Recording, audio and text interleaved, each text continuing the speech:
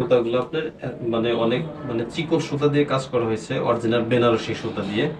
এবং কাপড়গুলো আপনার একদম মিহি আর কি, একদম সফট এবং মশারাইজারের কাপড়। দেখেন একদম সফট কাপড়গুলো, কাপড়গুলো একদম সফট, একদম সফট কাপড় আর কি। এবং এটা আপনার গায়ের সাথে লেগে থাকবে।